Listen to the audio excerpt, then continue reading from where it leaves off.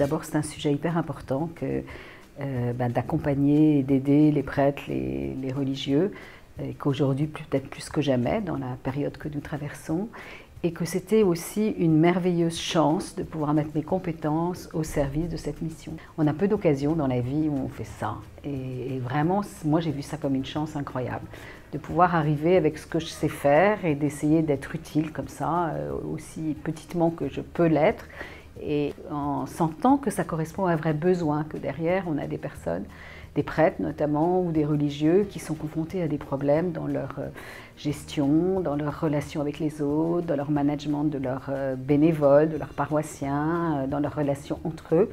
Et que là, nous, notre expérience de coach peut servir parce que on a appris des choses, on a accompagné des personnes dans les entreprises qui avaient des problèmes aussi de ce genre, et on peut leur apporter quelque chose en échangeant avec eux, en les écoutant, et puis en les aidant quelquefois à aller un peu plus loin que leur premier réflexe sur tous ces sujets-là.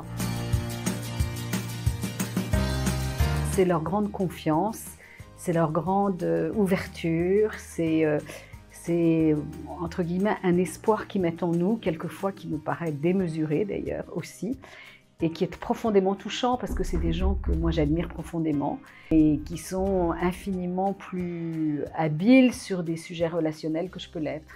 Et je me rends compte que ce n'est pas toujours le cas et que je peux petitement un peu les aider et leur redonner peut-être quelquefois confiance aussi, parce que quelquefois il manque aussi de la confiance en eux parce que ils sont dans une période chahutée et que c'est difficile, quoi. Je crois que chaque fois qu'on coach un prêtre ou un religieux ou une religieuse, c'est une expérience d'accompagnement assez unique. Je peux donner un cas très récent où j'ai aidé un prêtre à organiser son emploi du temps, en fait. Et il me montrait un calendrier de l'année qui va s'ouvrir, là. Il n'avait pas une minute pour lui. Et c'était complètement dingue. Je pense que n'importe quel manager craquerait en voyant ce tableau. Et donc l'aider à voir quels étaient pour lui, qu'est-ce qui était prioritaire, voir avec lui que finalement s'occuper de lui, c'était peut-être important aussi, que s'il voulait continuer de s'occuper des autres, il fallait aussi qu'il soit en bonne forme. Et ça a été passionnant de faire ça, de voir avec lui. Bon, le problème n'est pas résolu. Mais en tout cas, lui, ça lui a donné des pistes pour éclairer un peu quelles étaient ses priorités et reprendre vraiment aussi conscience de ses propres besoins, ce qu'il avait oublié de faire en fait.